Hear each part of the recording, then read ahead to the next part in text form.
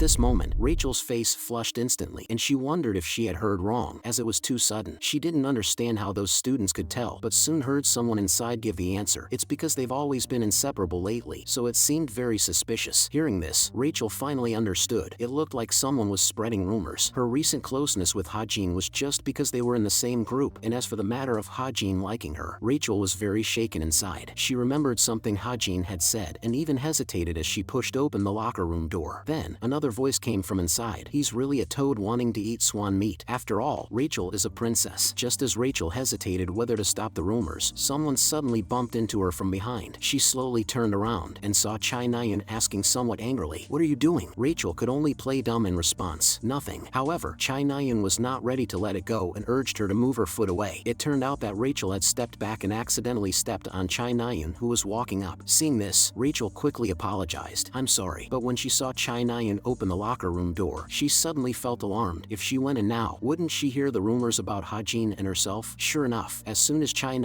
and Yona walked in, the students inside immediately began to speak, and Rachel felt even worse thinking about how the rumor could spread even further. The next second, without waiting for the others to speak, she abruptly pushed open the locker room door. Seeing Rachel suddenly barge in, the other two students panicked and quickly left the locker room. However, Chyan was puzzled. She had wanted to let the two finish talking before leaving, but unfortunately, they didn't dare face Rachel and had to quickly flee the scene. The situation left Chyan stunned again, but Rachel breathed a sigh of relief. Unlike Chyan, who was entangled and concerned, Yona seemed to notice something and asked Rachel if she was in the same group as that person. Upon hearing this, Rachel asked in confusion, "Who are you talking about?" At this point, Chyan chimed in, "It's Kim Hajin." For some strange reason, Yona has been afraid to call Kim Hajin by his name. After defending herself for a few sentences, Yona quickly returned to the main topic. She wanted to know if Rachel had heard about Kim Hajin. However, seeing Rachel's confused look, Yona couldn't help but say, "Stop pretending. The news that the Imperial Family Guild has contacted him has already spread." She believed it was impossible for the Imperial Family Guild to use the early contact rights on a student ranked 334 unless the royal was insane. Therefore, Yona concluded Rachel must have seen a side of Kim Hajin that others do not know. Otherwise, the royal wouldn't personally recruit him. Their conversation confused Chyan, while Rachel didn't understand her meaning. "We contacted him through legitimate channels. There's no need to discuss it much with outsiders." Seeing this, Yona's attitude suddenly changed, and then she waved her hand, saying, "Never mind, I just mentioned it offhand." But soon, she advised Rachel it was best not to use privileges, as that would make enemies for the Imperial Family Guild. Upon hearing this, Rachel immediately understood Yona was warning her. That is, the other party had already set their sights on Kim Hajin, and now their goal was to make her give up on recruiting him. Meanwhile, Yona thought, having hinted this much, Rachel would surely give up politely. Thus, she also politely invited Rachel to her room for a late-night snack. Unexpectedly, Rachel decisively agreed. Actually, Rachel had already decided if she refused, they wouldn't continue to pester her, but she especially didn't want to admit defeat in front of Yona. Before long, the three of them arrived at Yona's room, and the atmosphere fell into silence. Unlike Rachel and Yona, Chyan was forcibly drawn into this strange, serious atmosphere. Yona looked at the situation and felt speechless. Her invitation was merely polite, yet Rachel had actually agreed outright. However, since it was her room, she felt it wasn't right to say much. So, she casually asked, "Would you like some juice?" However, Rachel just responded indifferently, "No need." The atmosphere briefly grew cold, but soon, Yona stood up. Others may not drink, but she would. She didn't want to continue the standoff, and promptly opened the conversation. "How did you find out about that person's strength?" To this, Rachel replied indifferently, "I just naturally knew." Hearing this, Yona speculated that Rachel might have found out inadvertently. So, she asked again, "Do you know that Kim Hajin is hiding his true self?" Rachel truly did not know about this. Seeing her ambiguous response, Yona smiled smugly and said, "Indeed, it's very difficult to obtain that information about Kim Hajin." At this point, Rachel realized she indeed knew very little about Hajin, but quickly, she told Yona, even if she knew, it wouldn't be of much use. "I think it's better to patiently wait until the day Hajin is willing to confess himself, as it would have a better chance of recruiting him than investigating on our own." Upon hearing this, Yona was stunned, as if struck by lightning, and Rachel seemed to have figured it out. She then bid farewell to the two, and before leaving, she specifically thanked Yona for the invitation. By the time Rachel closed the door, Yona was still standing in place. She had to admit, she had indeed underestimated this princess. In contrast, Chyan, who had been kept in the dark all this time, could no longer contain her frustration and exploded, but unfortunately, Yona still told her nothing. The next day, the two girls found Jamer. They knew Jamer was in the same group as Rachel, so they directly asked, "Do you know about Kim Hajin liking Rachel?" Seeing Jamer's surprise surprised face. The two girls weren't surprised, as Jamer had just transferred to the school. Then, they said, this rumor has been stirring things up in Cube recently. However, Jamer was well aware of it. After all, it was the rumor she had spread herself after learning how to make friends. At this moment, the girl with black hair pondered. Although Rachel and Kim Hajin were indeed always together, it could also be due to team activities. She speculated that this might be Rachel trying to curry favor in advance, especially since she would become the leader of Imperial Guild after graduation. Hearing this, the girl with brown hair immediately thought it made sense. With Kim Hajin's current rank of 334, joining the Imperial Guild, ranked around 60 in the world, would be just right. Their conversation left Jamer dumbfounded. This was not the result she wanted. Jamer's original plan was to guide other students to spread rumors to make Rachel disgusted with the gossip and ultimately choose to act alone. But now, hearing their speculations, she felt her plan might be falling apart. So, Jamer quickly tried to fix it, saying, however, the rumor could be true. But at this point, the two had clearly lost interest in the topic. In desperation, Jamer suddenly claimed, I saw it with my own eyes at the last event. Kim Hajin was staring straight at Rachel, and his eyes were full of love. Although she felt she might have overacted, it successfully captured their attention. The girl with brown hair immediately perked up and asked eagerly, got any juicier gossip? Just as Jamer continued to fabricate stories, she didn't notice that her watch had received a message. And this message, the me on the other side, also successfully intercepted them. Indeed, she came to Cube with another purpose. Last night, when I was returning to the dorm, I ran into Jamer near the convenience store. At that time, she initiated a conversation with me, and I noticed something was off about her watch. Now, it appears it was indeed a counterfeit. It might fool others, but it couldn't escape my eyes. Next, I continued to monitor the messages Jamer received. The other party asked her to keep reporting on Rachel's situation. Seeing this, I finally confirmed that Jamer's target was Rachel. To avoid letting them discover that I had hacked into their system, this time I specifically spent 80 SP points. Soon, a new message came in about this Wednesday's class simulation fake relic competition, where Jamer's informant had placed something in the lowest level B3 area. The moment I discovered this, I regretted not hacking into it sooner. But now, time is too pressing. Just then, my watch also received a message with a photo attached. I initially thought it was Rachel, but soon realized it was Chyan. A few moments earlier, Chyan at the library encountered a tough problem. She stared at it for a long time, but eventually, she broke down. She simply couldn't understand what the question was asking. Although she brought some problem analyses for reference, the coarse phenomenological analysis made it difficult for her to even understand the question. Sitting opposite Chyan was Rachel. She seemed to have encountered a difficult problem too, but after hesitatingly glancing at her watch, she decisively gave up. Seeing this, Chyan also dismissed the idea of asking. At that moment, she thought to herself, if it were Kim Hajin, could he easily solve such a problem? Having no other choice, Chyan finally decided to send me a message. But what troubled her was, how exactly should she phrase it? After pondering for a while, she felt that none of the phrasings were quite right. After agonizing for a few minutes, she finally sent a message that looked very formal. After slowly pressing the send button, Chyan consoled herself. I actually almost figured it out. I just asked for help just in case. However, 20 minutes passed, and she still hadn't received a reply. Thinking she was being ignored, she angrily stood up, ready to leave. But just then, her watch chimed with a message alert. Seeing this, Chyan's anger vanished instantly, and she happily began working on the problem after putting down her bag. On the other hand, I felt somewhat helpless. Writing an explanation that Chyan could understand indeed took quite a bit of time, but seeing her study so hard, it made me feel relieved. In the future, Chyan will surely surpass her brother. Just when I thought of this, my heart suddenly jolted. It seems the recent days have been too peaceful, and I unconsciously forgot about this matter. Chyan has now become a Jin seed and is in a coma, but once his incubation period ends, he will fully transform into a Jin. Currently, there are almost no heroes who can confront the demonized Chyan, and how much longer Chyan might remain comatose is still an unknown. Therefore, he must be dealt with before this happens. But the problem is, I can't get close to Chyan alone unless I can perfectly disguise my identity. At this moment, I picked up a business card next to me. This business card was given to me by the captain. After she saved me that day, she suddenly proposed that I join them and handed me a business card. I was quite shocked when I received the business card, because it was a business card of the Geronimo Mercenary Group. The Geronimo Mercenary Group is one of the few modern mercenary groups and also a false identity used by the Chameleon Troop publicly. But according to the original story, the member they were supposed to recruit was Shinjonghak, but the plot deviated and it became me. However, if I can get the help of the Chameleon Troop, maybe I can really succeed in killing Chyan without anyone finding out. I think this might be considered a perfect ending. However, the next second, a voice interrupted my thoughts. It was Evangel waking up. Seeing her awake, I quickly apologized. It must be that the room's light was too bright, keeping her from sleeping. So, I turned off the light, then carried her back to continue sleeping. As for Chyan's matter, I decided to delay it for now. The seed's incubation period is still about a year away, so there's no need to rush. By then, I'm sure there will be other solutions. Time moved to the next day, and today's practical training officially started. The instructor told everyone that this training would simulate the relic war in this world. Generally, the country that discovers a relic owns it, but currently, many countries have been destroyed by magical explosions, so relics found in no man's land can be privatized. To fight for these relics, which contain powerful forces, battles often ensue with different guilds or jin. This battle is known as the Relic War. Simply put, the Academy is letting us experience this battle mode in advance. At this moment, the instructor was reading the test rules. This test will be divided into black and white groups. The white group is responsible for defense. The black group is responsible for offense. If a student receives a fatal injury or shouts "I surrender," they will be eliminated. After the rules were read, the instructor suddenly snapped his fingers. The next second, our vision was obscured by mana, instantly blinding us to everything around us, and the scene immediately plunged into chaos. Then, the instructor asked everyone to be quiet. This is my mana, for the purpose of random grouping. Therefore, during the next movement, the instructor covered our eyes. Although the instructor's mana is strong, it doesn't affect me much. So, I quietly activated my 1,000-mile eye. Not long after, the instructor led us into an underground bunker. Soon, the candidates for the first underground level were announced. There were a total of 15 people. The second underground level had 25 students. To my surprise, Chyan was assigned to the third underground level, and Rachel was with her on the same level. In addition, there were about 15 other students. Just imagining the scene of these two meeting and fighting gave me a headache. Continuing further down, I was assigned to the fourth underground level, and my clothing color was also changed to black by mana, indicating that I was on the offensive side. However, just then, I suddenly noticed the person in the next room. Following that, the instructor announced over the loudspeaker, "Currently, all members have been assigned, and the relic is being guarded or transported by NPCs. The white group is responsible for defending the relic, while the black group must try to seize it." As soon as the instructor finished speaking, he began the countdown. Accompanied by the sound of "begin," I immediately loaded my firearms with ammunition. The item Jamer needs is in the lowest area, and the lowest level is the 7th basement, which undoubtedly makes things more complicated. What's more troublesome is that the person in the next room is Yona, and she is from the white group. If I want to move to the next level through the corridor, I will inevitably encounter her. At the same time, Yona also realized there was someone in the next room. She tentatively asked, "Which group are you in?" Then, she stated that she was on the white side, but seeing that the other party didn't respond, she realized they must be from the black group. Since we've already encountered each other at the start, it's time to take the initiative. Yona decisively opened the door, but the next second, she was stunned on the spot, because she never expected that the first person she would encounter was me. For a moment, both of us were silent. I originally thought she would attack without hesitation, but instead, she didn't move at all. Moreover, I noticed that Yona seemed a bit nervous. Just as I expected, she was very flustered now. To her, as her opponent, she had no confidence at all. Just then, I suddenly raised my hand. Unexpectedly, this action startled Yona, but I was just feeling itchy and wanted to scratch. The reason Yona was so nervous was also because of my performance in the midterm exams. She didn't want to confront me directly, but the corridor outside was too narrow, and no matter how she dodged, she was within the range of the handgun. However, soon Yona remembered that in the past, she had always observed my battles. Perhaps this time, it was a good opportunity for her to experience my strength firsthand. At this moment, I was still wondering whether Yona would actually fight or not, but the next second, she suddenly made a move. By the time I realized it, the handgun had been knocked away. Then, Yona had whipped it away with her whip. However, she herself was stunned when she got the handgun. She never expected to succeed so easily, making her doubt for a moment. Did I overestimate him? Then, she said smugly, "No matter how capable you are, without a weapon, you can only be eliminated." However, the moment she looked down, Yona suddenly discovered that the handgun had disappeared. The next second, she looked up sharply and saw the gun back in my hand, immediately asking in shock, "When did you take it back?" I calmly replied, "Just now." Yona became even more puzzled. "Did you use mana?" I couldn't be bothered to explain, so I casually said, "Let's just say it was mana." But in reality, just to be safe, I always had the handgun tethered with an ether cord. As the handgun was loaded, Yona found nowhere to hide. She knew well that my gun could even penetrate protective energy, and being hit would definitely be painful. Moreover, if she were eliminated this early, her ranking would inevitably plummet. Just when Yona thought I was going to shoot, no pain came. Only after I was far away from Yona did I finally cry out in pain. It's a good thing she was only aiming for the handgun, otherwise, my hand would surely have been broken. When I reached the 4th floor hall, I found it unexpectedly empty. Could it be that all the students had gathered elsewhere? So, I opened my watch to check the situation. All students participating in the simulation battle were wearing life signaling device, which convert each person's physical strength into numerical values to determine whether students can continue fighting. As long as I set up the device location on the laptop, the data could be synced to the smartwatch. Soon after the connection was completed, I immediately searched for Jamer's location location. She was in the restroom on the 7th floor but hadn't moved, presumably waiting for the right moment to retrieve the item. After confirming Jamer's position, I continued to check the locations of others. Rachel and Chyan had not yet engaged in combat, and on the 5th underground floor, there were Kim Suho and Shin Jonghak. What's more, the two had already encountered each other. After finding a nearby CCTV, I eagerly began to watch, but before I could continue watching the battle, a sudden loud noise erupted around me. Startled, I suddenly became puzzled, my mood for watching the fight thoroughly disturbed, so I decided not to delay any longer and headed straight to Jamer's location. Meanwhile, on the other side, a member of the black team, when confronted by someone ahead, immediately and decisively said, "I surrender." As soon as the word was spoken, the man of blindfold that had obscured vision appeared again. As for the person who defeated him, it was Chyan.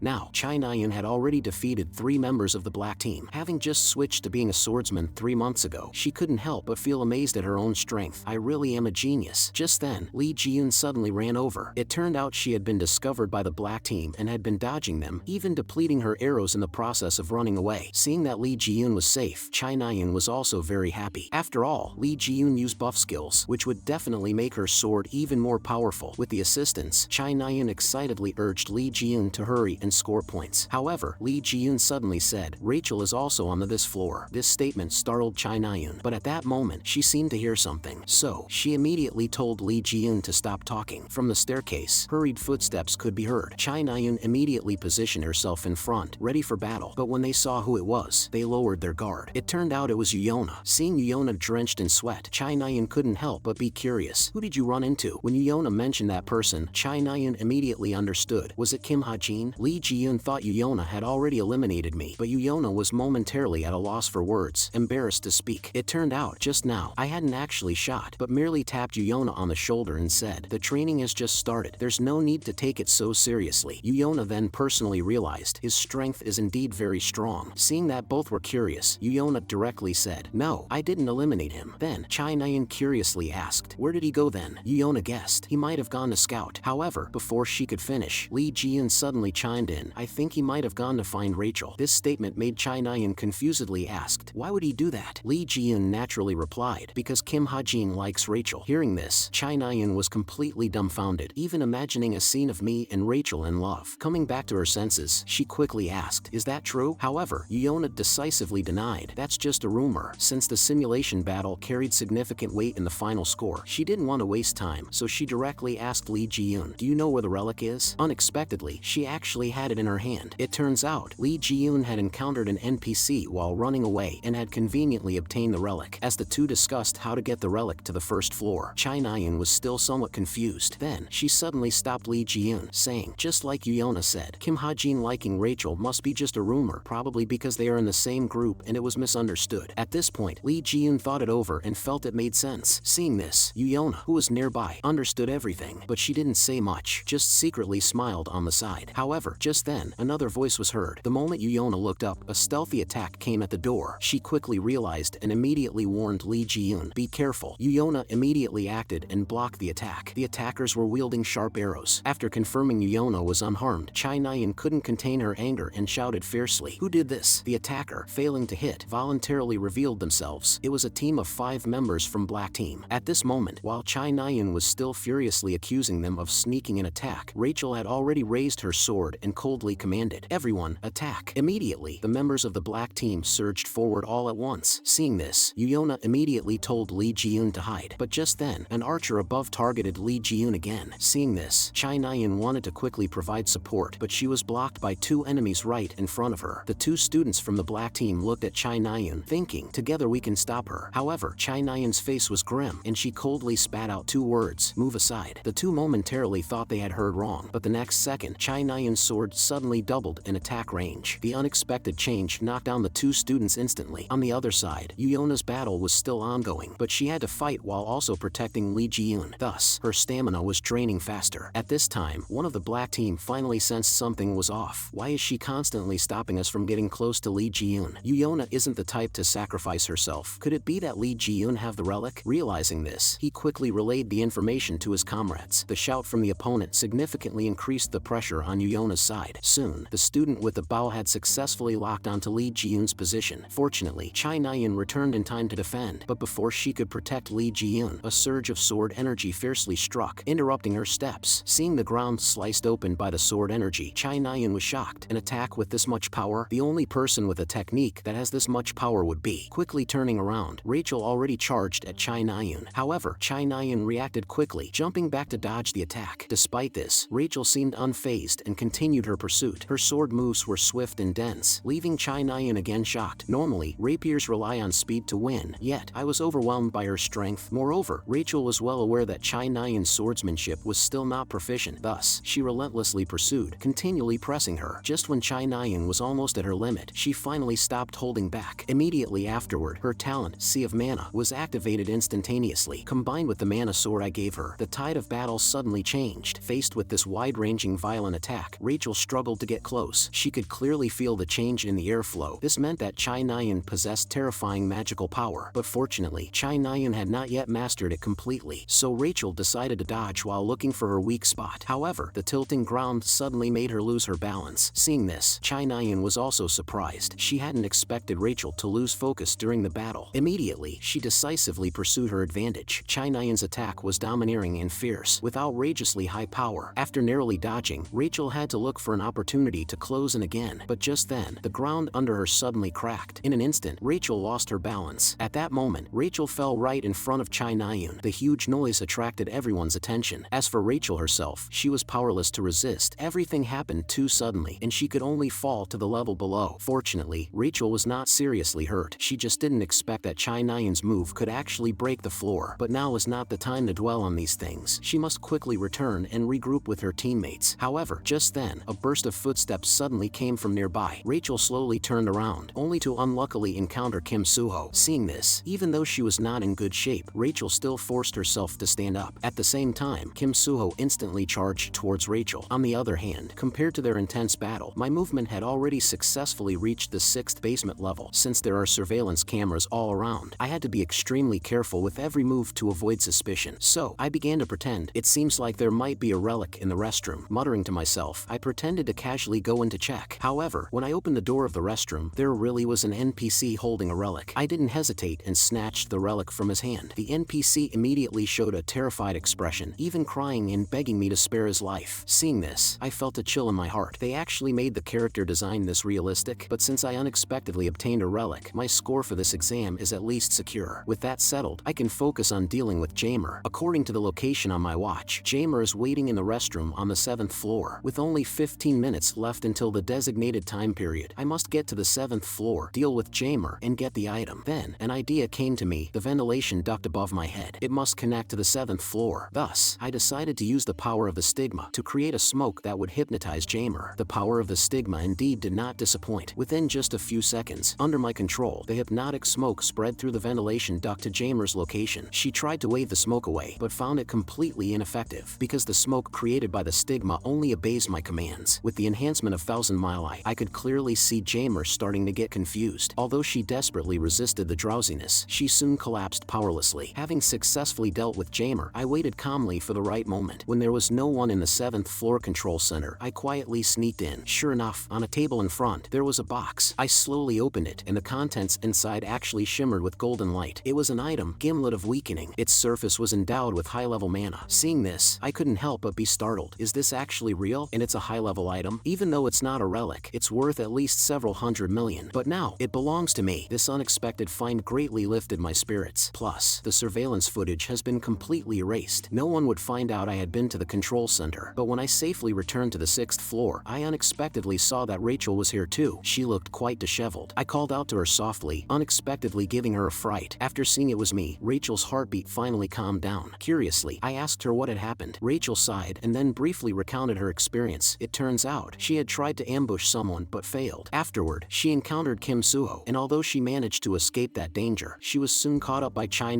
and Yona. Barely escaping from the two, she was then hit by another mage. After hearing her ordeal, I finally understood why she was so disheveled. Then, Rachel curiously asked me, "How many people from the white team did you take out?" When I told her that I hadn't eliminated anyone, I followed up by asking, "What about you?" She replied with a hint of disappointment, "I've only eliminated one. The scores this time matter a lot, and once the gap widens, it becomes very hard to catch up. Unlike Rachel, I just need to maintain a mid-level performance, but her goals are much higher." After some thought, I handed over the relic I had obtained to her. "Please transport us to the top top floor. You're faster than me. Upon hearing this, Rachel was momentarily stunned, then confusedly asked, why are you giving the relic to me? My reason was simple. I just want to help you. From my eyes, Rachel saw only sincerity, and she understood that I was serious. At that moment, I also reminded Rachel, there is an emergency exit at the far right. If you go that way, you should not encounter anyone. Just as Rachel was hesitating, suddenly, the sound of people came from behind. She quickly turned around, and it was Chyan and the others who had caught up. The situation was completely reversed. The white team had more people. At the same time, Chyan also noticed me, but soon, her attention was drawn to the relic in Rachel's hand. Where exactly did you steal that from? However, I really didn't feel like explaining. I just said to Rachel, don't hesitate, go now. I'll hold off the people from the white team as much as I can. Seeing this, Rachel's heartbeat involuntarily quickened. The next second, she no longer hesitated. She gripped the relic tightly, thanked me, and then turned to leave. Seeing this, people from the white team immediately tried to stop her, but just as their arrows would hit Rachel, I intercepted by a precisely aimed bullet. The opponents had not anticipated that my shooting skills would be so superb. While they were considering whether to continue pursuing Rachel, Yona spoke up to stop them. With him here, you can't get through. He is too tough to handle. Chyan then frowned, looking at me puzzledly and asked, are you crazy? Do you really think you can take on 6 people by yourself? Of course, I didn't want to, so I quickly surveyed my surroundings and immediately noticed many structures suitable for jumping. With parkour skills, I could make a perfect escape. I then directly responded to Chyan, we'll only know after we give this a go. After all, my goal is just to buy time. Seeing that neither Chyan nor Yona made a move, Kim Byung-go couldn't wait any longer. He was completely unaware of why everyone was intimidated, but in his view, a gunman was nothing to fear. So, Kim Byung-go took the lead in attacking. Unfortunately, this kind of hothead is exactly my favorite type. The next second, I rapidly fired several shots at him. Just as the bullets were about to hit Kim Byung-go, Yona and the other white team member finally acted. Both of them intercepted the bullets at the same moment, and their attacks came at me. Seeing this, I decisively activated my skill, bullet time. Under the enhancement of my skill, I easily dodged Yona's whip, and then quickly fired back, despite the arrow being wrapped in mana. Once the bullet hit the head, it was immediately deflected. What Kim Byung-go didn't expect was that the deflected arrow would fly back at him. He had no time to react, and was instantly hit by the arrow. This scene even surprised me. The other members of the white team were also stunned. Kim Byung-go fell heavily to the ground, and Chyan quickly inquired about his condition. After recovering, Kim Byung-go roared furiously, why are you attacking teammates? At this moment, the instructor's mana manifested. It turned out that Kim Byung-go's health had dropped to 0. Thus, he was declared eliminated. As for Yona, she now felt even more that my strength was terrifying. To think you had calculated even the angle of the ricochet. Hearing this, I was helpless. I never calculated that thing. It was just a fluke. By this time, Rachel had already successfully left the 6th floor. She had never believed those rumors, and always told herself that Hajin liking her was impossible. But deep down, she knew she was just deceiving herself. In reality, she had always known the truth. She was simply avoiding the feelings in her heart. Soon, Rachel finally encountered members of the black team. Upon seeing her, everyone was surprised, but someone quickly noticed the relic in her hand. Before Rachel could explain, someone immediately shouted, Rachel has retrieved a relic. This statement instantly reignited the fighting spirit of the black team. However, the more Rachel thought about it, the more she felt she shouldn't have accepted the relic. She didn't deserve to build relationships with others. She had already decided to give up everything for her country, her parents, and the Imperial Guild she was destined to inherit. But if things continued this way, Rachel knew she would become increasingly dependent on me. She couldn't help but think, could it be that deep down, I still haven't been able to let go of everything? At that moment, Rachel interrupted everyone's discussion. Then, she told everyone, we need to go rescue someone on the 6th floor. However, when everyone arrived at the 6th floor, they were shocked by the scene before them. It was supposed to be a rescue, but on the ground, there were several eliminated members of the white team. Seeing their confused faces, Rachel had to explain, it seems he handled it himself. She hadn't expected that. Even in a 1-against-6 situation, I could still eliminate 3 people. Just then, from behind, a new student appeared. Rachel thought it was me coming back, but when she turned around, she realized it was someone else. The newcomer was Shin Jong-hak. It turned out that just moments before, on the 5th basement floor, Kim Suho and Shin Jong-hak had encountered each other. One was ranked first among the first-year students at Cube, and the other was ranked second. Both had been looking forward to this battle for a long time. Upon meeting, Shin Jong-hak immediately taunted, Kim Suho, you wouldn't be thinking about how to run away, would you? To this, Kim Suho decisively drew his sword and scoffed, run? How could I possibly run? All along, Shin Jong-hak thought that Kim Suho was all bark and no bite. So, he urged, stop the chatter and make your move. Hearing this, Kim Suho didn't hold back. The next second, he struck with his sword and also coldly warned, I won't be going easy on you. Shin Jong-hak smirked and said, just don't show me a pathetic performance. Then, the two officially crossed swords. During the battle, Shin Jong-hak's spear grazed Kim Suho's clothing. Seeing this, Shin Jong-hak Jong-hak believed he had found a vulnerability, but just as he was about to continue his attack, Kim Soo-ho easily dodged, and Shin Jong-hak's spear ended up heavily stuck in the floor. At this moment, Shin Jong-hak wanted to continue the attack, but the next second, he suddenly realized, my weapon, it won't come out. He had not expected that the floor would be so fragile. Seeing this, Kim Soo-ho naturally wouldn't miss the opportunity. Immediately, he fiercely kicked Shin Jong-hak. Although Shin Jong-hak finally managed to pull out his weapon, by that moment, Kim Soo-ho's sword was already pointed at his throat. Hearing Kim Soo-ho emphasize again, I told you I wouldn't go easy on you, didn't I? Shin Jong-hak just coldly sneered. The fight isn't over yet. The next second, he suddenly smashed a nearby pipe. Just as Kim Soo-ho was curious about what he was doing, he suddenly noticed a flow of air gushing out from the pipe. Then, more gas burst forth. In an instant, the smoke choked Kim Soo-ho. By the time he opened his eyes, Shin Jong-hak had already disappeared. As for Shin Jong-hak, he had already reached the next floor. Meanwhile, back in the present, after encountering other members of the black team, Shin Jong-hak casually replied, I just happened to be passing by, dismissing their questions without much concern. However, he soon noticed Rachel nearby, but neither of them spoke, and for a brief moment, an awkward silence filled the air. Then, another student spoke up, these people on the ground, did you take them out? Upon hearing this, Shin Jong-hak said without hesitation, yes, it was me. However, his statement somewhat displeased Rachel. In fact, just shortly after Shin Jong-hak's defeat, he had strategically retreated to the 6th floor. He happened to encounter an agile student entangling Yona. Thus, Shin Jong-hak took the opportunity to eliminate 2 students with his spear. Although it is true that he benefited from others' actions, Shin Jong-hak didn't feel he had said anything wrong. After all, he was the one who eliminated those 2. Then, he took the initiative to suggest, give me command of the black team. In response, the others were very happy and even wanted Rachel to join as well. However, Rachel directly rejected. No, I'll act alone. The other members still wanted to persuade her, but Rachel simply thanked them and then turned to leave. In her heart, she didn't want to team up with someone who steals the credit of others. Rachel had already convinced herself that I was the one who eliminated the white team members. As for Shin Jong-hak, he immediately felt wronged. Then, the Relic War quickly proceeded. Shin Jong-hak gathered the remaining black team members, and in the end, they successfully seized 2 relics. Rachel also relied on her guerrilla warfare, achieving multiple victories and making great contributions. As for Kim Soo-ho, he also displayed strong combat power and leadership skills. With the relics in Lee Ji-yoon's hands, they successfully transported a total of 5 relics, ensuring their ultimate victory. As for me, after escaping from Chyan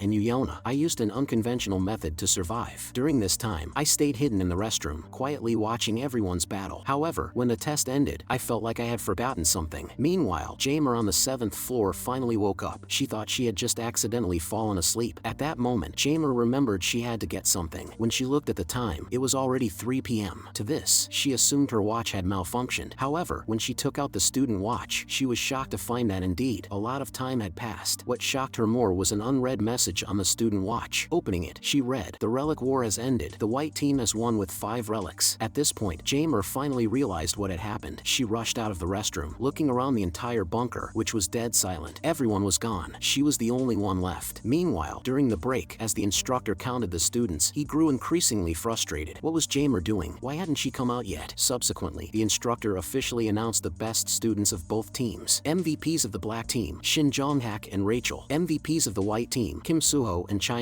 In the end, the white team won with 11 survivors and successfully obtained 5 relics. When the victory was officially announced, students from the white team cheered loudly, but there was one person who couldn't be happy at all. That person was Chyan. This team match made her somewhat depressed. Not only did she fail to confront Rachel head-on, even with a 6-to-1 advantage, she still couldn't catch me. But what frustrated her even more was the rumors she heard about me liking Rachel. As a good friend, Yona immediately noticed her mood and asked, are you upset because of what Lee Ji-yoon said? Upon hearing this, Chyan immediately denied it in a panic, but Yona revealed a meaningful smile. What if someone steals him away? Although she didn't quite believe that rumor, she still casually reminded her, maybe it's because you've always been pushing him away that he might turn to someone else's embrace. To this, Chyan fell silent. In a whisper, she muttered to herself, if Hajin is so fickle, then he never met my standards from the start. Seeing her reaction, Yona couldn't help but tease her. So let me ask you, between Kim Soo-ho and Kim Hajin, who do you like more? Teased by Yona like this, Chyan's face turned bright red instantly. Then, she yelled, I don't like either of them. There's nothing like that at all. However, her voice was too loud, and it directly attracted someone's attention. Hearing her shout, Shin Jong-hak immediately came over to offer his attentions. Seeing him, Yona immediately showed a happy smile. As for Chyan, she immediately asked Shin Jong-hak to share his thoughts on losing the match. But Shin Jong-hak wasn't angry at all. Though he lost, being the MVP of the team wasn't so bad. Then, he confidently said, Chyan, with you in the white right team. It's indeed impressive. Hearing this, Chyan immediately felt proud. Indeed, that's right. Just then, Jamer finally showed up, late as she was. The instructor immediately asked her to explain. Why did you spend the entire test huddled in a corner? At this, Jamer herself was bewildered. She had no idea how she had suddenly fallen asleep. Seeing this, everyone showed puzzled expressions, completely unable to understand what was going on with Jamer. At this moment, Shinjonghak waved goodbye, and Yona also said goodbye. But before leaving, Shinjonghak specifically told Chyan, remember to contact me if you need anything. His words left Chyan somewhat perplexed. Seeing this scene, Yona's mood suddenly dropped. She had thought that Chyan was not interested in Kim Suho and Kim Hajin, so she asked, could it be that you actually have feelings for Shinjonghak? However, the response she got was Chyan's face full of disgust. Seeing this, Yona also understood that Chyan could never like Shinjonghak, but the more she realized this, the worse Yona felt. Thus, the midterm's last large-scale practical training, the Relic War, came to an end. Back at the dorm, I was incredibly tired. Initially, I had not planned to fight the contest to the end, so, just in case, I chose to stay until the last. But thinking about it now, knowing the outcome would be so satisfactory, I might as well have been eliminated voluntarily after getting the item. Just then, hearing the sound of me opening the door, Evangel came up with small quick steps. After picking her up, I casually asked, did you have fun? Evangel confirmed positively. Plus, with all the spirit animals around on the ground, I thought she wouldn't be bored. But the next second, Evangel suddenly started searching on me and then asked, where's the food? Hearing this, I had a bad feeling. I was really tired today, and when I came, I actually forgot to bring any food. Seeing that there was no food, Evangel immediately teared up. The next second, I hurriedly explained, I had already ordered takeout when I came. It should be on the way now. Just wait a little longer. After soothing her, I excused myself, saying, I'm going to the restroom. Then, I immediately started frantically placing orders, quickly confirmed the order with my watch, and finally breathed a sigh of relief. But just then, a news alert popped up on my watch. The Masked Demon Guild successfully conquers the Suwon's Den of Devils. Seeing this news, I slowly opened the stock market. Previously, I had invested about 1.5 billion. Now, it was finally time to reap the rewards. Indeed, after going public, the stock price soared. My 1.5 billion instantly skyrocketed to 13 billion. With this, even after paying back the academy, I would still have a lot left. In any case, I have truly become a genuine tycoon. But what followed was an inexplicable feeling of emptiness. Having so much money seems to be of no use. After all, once back in the original world, this wealth would ultimately disappear. Meanwhile, in another city, Jane was carefully selecting missions. She was checking if there were any suitable missions for apprentice mercenaries. To officially join Geronimo, one must meet certain challenging conditions. For example, taking on assassination missions with targets who truly deserve their fate. Not long after, Jane finally found a suitable mission. She immediately reported to the captain. The target is an Italian mafia, suspected to be a djinn. After hearing this, the captain thought it was a good mission. On the other hand, Jane had a question. Is Kim Hajin really willing to join the Geronimo mercenary group? As for the captain, she believed my response was positive. She also mentioned that the day she handed me her business card, I had already said, if I had the time, I would contact her. Hearing this, Jane calculated the time, meaning Kim Hajin hadn't responded for at least 2 weeks. However, the captain firmly believed that I would contact her soon. Subsequently, she instructed Jane to accept the mission and then hung up the communication. Having no choice, Jane had to follow through. In any case, she follows whatever the captain orders. She then pressed the allow button. The next day, since I had something to do, I went near the girls' dormitory, but it wasn't long before I saw someone familiar. So, I called out to Rachel. Hearing the voice, she also spotted me. After I walked up and briefly inquired, I found out that she was on her way to the library. The reason was that she needed to study for the midterms, but I felt she was overdoing it a bit. After all, there was still some time before the exams. There was no need to wear herself out like this. But soon, I suddenly understood something. Rachel's diligence was very likely because of me. So, I curiously asked her, why haven't you been asking me about homework lately? Rachel paused slightly, then replied, learning to solve problems on your own is important, and besides, you need to study too. I don't want to bother you. However, this was not her real thought. After listening to Rachel's words, I said, if you really can't figure it out, just ask me. I don't mind being disturbed. Upon hearing this, Rachel quietly thanked me and then indicated that she had to go first. I was just about to say goodbye to her, but unexpectedly, Rachel had already quickly left. I puzzledly watched her retreating figure, wondering why the rush to study. Not long after, I arrived at the agreed upon location. I greeted Yona briefly and she asked with some curiosity, did you seek me out for something special? Without hesitation, I mentioned the pharmaceutical company that Yona had started. Hearing this, she appeared surprised, but she did not hide it, as she had never intentionally kept it a secret. So, she casually asked, why do you bring this up? Immediately after, I took something out of my backpack, and then, I threw it directly to Yona. She caught it instinctively, opened it, and was instantly stunned. I calmly said, it's a 5-year-old ginseng. I found it on Gammock Mountain, and since then, I've been thinking about how to use it. Since I already have enough money, there's no need to sell the ginseng. Turning it into an elixir is the best option. Unfortunately, when I thought about this, I found that with my current stigma power, I simply cannot achieve it. So, I need someone with connections and the equipment support to help make an elixir, and Yona is undoubtedly the best choice. Upon learning that I was actually going to give the ginseng to her, Yona seemed somewhat incredulous. I corrected, to be precise, it's an investment. Use it for research purposes for now, then repay the favor through a good quality elixir. To this, Yona was quite tempted. Recently, even her own Violet Banquet has had trouble obtaining ginseng. Seeing me ask again, is that okay? Yona agreed right away. Although it will take some time, I assure you, I will return it to you with interest. Seeing this, I also felt relieved, although I already knew she couldn't refuse. After all, in my novel, Yona's pharmaceutical company is destined to thrive. But that's 10 years from now. Right now, they probably can't even recruit a proper ginseng harvester. Just then, Yona's watch rang. From her suddenly serious expression, I could tell this call was probably very important. So, I decided to eavesdrop quietly, but hearing this directly scared me. It turned out, the person on the phone told Yona that recently, at Daehin Hospital, the nurses were spreading a rumor. They said they saw Chai Jinhyeon's finger moved. After Yona hung up the phone, I asked what was that about, but Yona noticed my expression was clearly off. She didn't understand why my face suddenly looked so awful. It's nothing. After responding, I quickly said goodbye to Yona. Seeing me leave in such a hurry, she quickly shouted, "Thank you for the ginseng." After speaking, she murmured to herself in confusion, "What's wrong with him?" After quickly returning to the dorm, I immediately opened the Book of Truth. Then, using mana, I asked, when will the demon seed inside Chai Jinhyeon sprout? However, due to insufficient mana, I couldn't get the specific date. So, I settled for a different question. To what stage has the demon seed grown? As the mana slowly drained from the stigma, the Book of Truth gave the answer. The growth progress of the demon seed had reached 89%. Seeing this, I felt relieved. At least, the seed hadn't sprouted yet. Could it be that Chai Jinhyeon's finger movement was just a spasm? I had set the incubation period for 5 years. Now, there's about half a year left. It seems the time left for me is indeed running short. Just then, the captain sent a message. "When do you plan to contact me?" Seeing this, I made plans in my heart. After this winter is over, I must kill Chai Jinhyeon before spring begins. Meanwhile, at Daehin Hospital, the night was already deep. However, Chai Jinhyeon's body seemed to be undergoing a transformation. His vital signs were gradually recovering, and his fingers actually began to tremble slightly. By the following week, during the break after class, the class president announced to everyone, "This week, the class competition is about to start. Everyone must choose an event to participate in." Hearing this, I just remembered that indeed I had written about such an activity. The class competition is a contest between classes. As for the content, it's rich in variety, including combat-related sports, as well as arts and athletics competitions, covering almost all areas. It can be seen as a large-scale sports event. At that moment, I casually asked Rachel about her intention, and she said she planned to participate in the quiz event. However, the class president immediately disagreed upon hearing this, saying, "The registration for the quiz has already closed." It turns out that in the short time we had been talking, many people had already rushed to register for the simpler events, and events like soccer and basketball were already full. The remaining events were mostly things like singing. Seeing me still considering, the class president suggested, "Why don't you participate in archery?" Hearing this, I couldn't help but turn around and look towards Chyan. To this, Chyan asked in confusion, "Why are you looking at me? I'm not participating." Since that's the case, I didn't think much and just signed up for archery. I thought this popular event would also be full, but surprisingly, there were still spots available. Soon, all the students had chosen their respective events, including Jamer, who was sitting at the back. Just then, she had just received a response from the Truth Agency. Now, she was pondering whether the other party was reliable or not, but regardless, as long as she could find out the exact whereabouts of that person, that would be enough. Meanwhile, I also noticed Jamer's gaze. Last night, Hosup had contacted me. He had submitted his resignation and planned to join the information guild that I mentioned. Besides telling me it was a good choice, Hosup also provided information on Argus Benjamin, Jamer's father, something I had asked him to investigate. At first, I was just surprised to see news about him, but what I didn't expect was for Hosup to reveal that he had already passed away. The next day, the class competition officially began. Fortunately, today is not my turn to compete, so I continued to ponder Jamer's situation. Her father's death was indeed unexpected. No wonder even the Book of Truth couldn't find any trace of him. Now that the opportunity to win over Jamer is gone, and with the main storyline about to unfold, I decided to settle things with her first. Once Jamer's matter was resolved, Chai Jinhyeon would be next. Thinking about all this, I felt depressed and simply left the competition venue. However, Yona noticed my departure. Not long after, I found myself alone in a church. I wanted to calm myself down here. I thought this place would give me some peace, but it didn't help at all. Then, I started looking through my chat records with the captain. Yesterday, I had a brief chat with the captain, and it was was then I officially decided to join the Geronimo Mercenary group. Originally, in the novel, this group was a villainous organization. Although they have a principle of no unnecessary killings, in matters like murder for gain and dark dealings, they are no different from the evil syndicate. But for me, joining the chameleon troupe is undoubtedly the most advantageous choice. First, with me there, I can ensure the plot does not deviate from the main storyline. Second, it also helps to handle unexpected situations. Most importantly, with their help, I can really kill Chyan. However, what troubles me is, can I really kill people like they do? For me, this world is no longer just a simple novel. As I hesitated, Kim Suho suddenly appeared in the church. He walked up to me and casually asked, "Are you a Christian?" To this, I denied it directly. Then, I countered by asking him, "Are you?" But Kim Suho also shook his head. "I'm not one either. It just reminded me of the past." Seeing this, I decisively asked, "Did you used to come to this church often?" Hearing this, Kim Suho pondered for a moment, then replied, "It's a similar place." Following that, I asked him several names of churches, but Kim Suho denied each one. The next second, I tentatively said, "Could it be that the place you used to go to, is it a religion from another world?" At this, Kim Suho paused slightly. Then, he denied it. However, he countered with a question, "Hajin, do you really believe that there is another world? Just like it's written in the books, invasion from another world?" What Kim Suho didn't expect was, I answered without hesitation, "I believe there is. Rather than monsters suddenly appearing on Earth, I am more inclined to believe that they came from another world for a certain reason." Hearing this, Kim Suho wanted to continue questioning, but unexpectedly, I suddenly said, "The content just now is part of Dr. Jair's otherworld theory. An invasion from another world is itself an absurd story. I just think that this conclusion has its persuasive power." My words made Kim Suho smile lightly. It could be possible, I guess. Seeing his demeanor, I could somewhat understand Kim Suho's situation. Thinking about it, actually, we are somewhat similar, but the difference is he came to this world as a child, and he has a new family. At the very least, he won't be lonely. But from his expression, perhaps this was just my wishful thinking. After a while, I stood up and said goodbye to Kim Suho. As I was leaving, I casually suggested, "Do you want me to introduce you to an agent?" Originally, Kim Suho was planning to look for one slowly on his own, but hearing that I had a suitable candidate, he thanked me in advance. The reason for getting Kim Suho in touch early was to make him stronger faster, since the novel's world had already changed. Then, Kim Suho is the only one who can deal with unknown dangers. He is not only my sole option, but also my most trustworthy partner. However, as I turned to leave, Kim Suho's hand inadvertently clenched tightly. Soon after, I continued to battle with a friend from the game. Her progress was so fast that I couldn't help but remark, "In a few months, I might not be able to beat you anymore." After stopping the battle, I curiously asked, "Didn't you say there was an activity at school? Why aren't you resting now?" Hearing her say she couldn't sleep, I casually asked, "Is something bothering you?" However, when I hit the nail on the head, "Is it a love problem?" Chyan's character immediately blushed. She quickly denied, "It's not a big deal." But I said with a smile, "I'm really good at listening." Seeing me insisting on asking, Chyan finally began to speak slowly. In summary, that person to her felt somewhat like chicken ribs, tasteless but a pity to discard. At this point, not knowing Chyan's real identity, I had always thought she was a boy, so I couldn't help but ask for her true intention. Chyan said, "There's no particular reason." However, from her shy demeanor, I guessed the girl she likes must be very beautiful. Immediately, I said, "If it matters to you, why not seize the opportunity and try? Otherwise, missing it might lead to regrets." Hearing this, Chyan stammered, "Even if I miss it, it doesn't matter to me." But I still encouraged her to try. "It might seem okay now, but you will definitely regret it later. After all, finding someone you really like, you will only care about her more and more." The next day, the archery competition officially began. The matches between the acceptance class and the cultivation class had already ended. Currently, the highest score is 320 meters. In the spectator stands, Chyan couldn't help sighing, appearing listless. Seeing this, Yona casually asked, "What's wrong?" Chyan replied, "It's nothing." She then looked around and suddenly noticed, "Why are there so many mages?" Hearing this, Yona explained, "Today, an 8-star mage is here. Everyone is here for her, hoping to catch a glimpse." Soon, the match between the Veritas class and the Devotion class began. The representatives were me and Baru Moraine from the Devotion class. The rules of the archery competition are similar to the bet Chyan and I had before. Each round, the distance to the target increases. The player who hits the farthest target wins, and each player only has one chance. The difference is that in the official competition, mages will interfere with the players. I was the first to go, shooting at 50 meters, but just as I drew the bow, a mage used an interference spell, making it hard for me to maintain balance. Although I already knew about this rule, I still felt that the interference I received was a bit too severe. Just as I thought, the person responsible for the interference was indeed the 8-star mage, Hajin. From the discussions among mages from the neighboring academy, I heard a crucial piece of information. It turns out, Baru Moraine is her nephew. While Hajin was praising her nephew, she also took the chance to make a sharp remark, saying, "Compared to that underdeveloped guy next to him, Moraine is obviously better looking." After watching for a while, Hajin seemed a bit bored, so she